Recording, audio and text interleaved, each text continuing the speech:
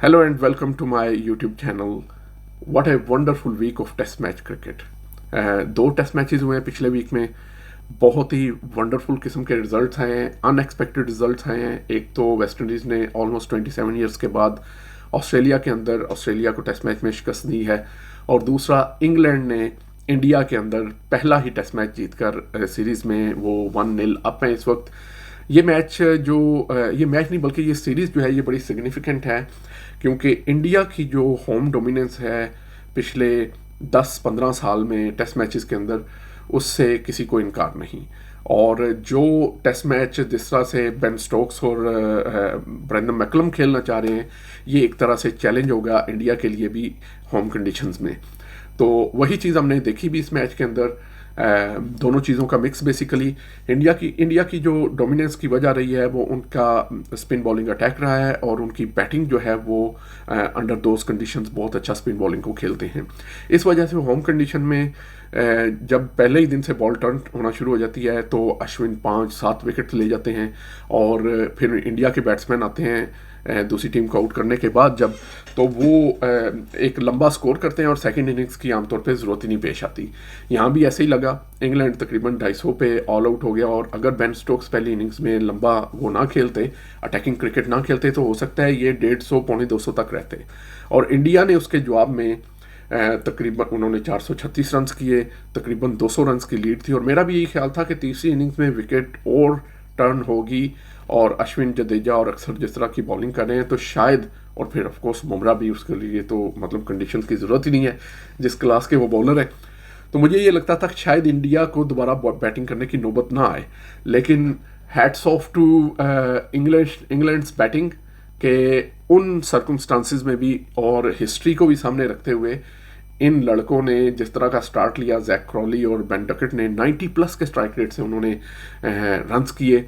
और उसके बाद ओली पॉप वाज ऑसम, और उन्होंने जिस तरह से डिसाइफर किया इंडिया की बॉलिंग को, कि जो स्वीप और रिवर्स स्वीप उन्होंने जिस महारत से खेले हैं वो लाजवाब हैं. उन्होंने अपनी इस इनिंग्स को, मतलब 70 का स्ट्राइक रेट है और 21 बाउंड्रीज हैं उसके अंदर.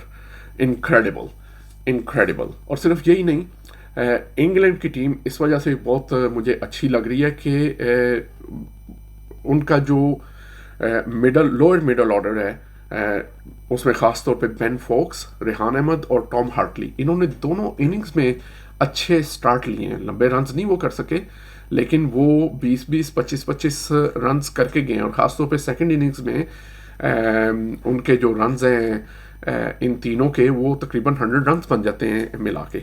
तो ये एक बड़ा जो कहते हैं कि टूल है बेन स्टोक्स के पास, के उनके अगर बैटर आउट भी हो जाएं तो अगर एक बैटर मौजूद है तो ये लड़के जो 3 हैं ये उसको, और फिर मार्क वुड ऑफ कोर्स, ये एंड पे 15-15, 20-20 रन्स करेंगे. ये इतनी जल्दी अपनी विकेट गिव अप नहीं करेंगे, और बड़े कॉन्फिडेंस से खेले रेहान और टॉम हार्टली.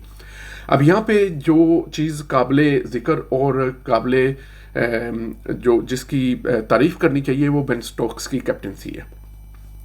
पहली इनिंग्स में जब टॉम हार्टली ने मार्क वुड के साथ बॉलिंग का आगाज़ किया तो उन्हें 10 के रन रेट से रन्स पड़े थे. इतने ज़्यादा रन्स थे भी नहीं ऑन बोर्ड.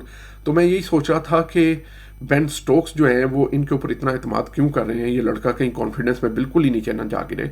लेकिन वो बेसिकली बेन स्टोक्स देख रहे थे कि 5 मैचेस की सीरीज़ है, ये लंबे स्पेल करेगा तो इसको कॉन्फिडेंस आएगा, और डजेंट मैटर पहले मैच में अगर हम हार भी जाएं तो उसके बाद 4 और मैचेस हैं.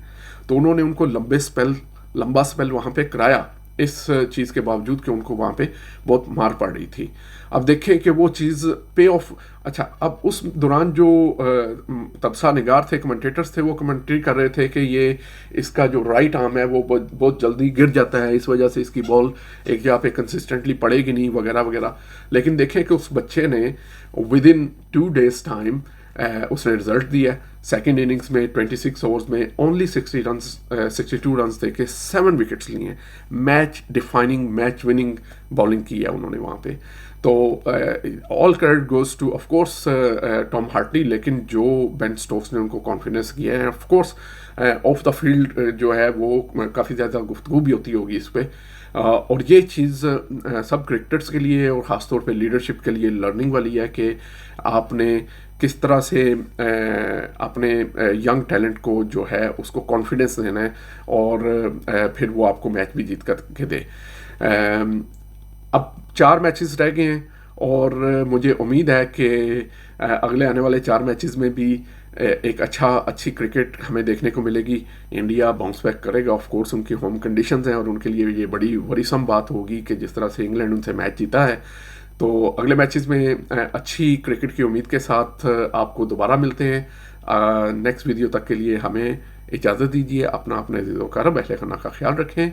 अल्लाह हाफिज़।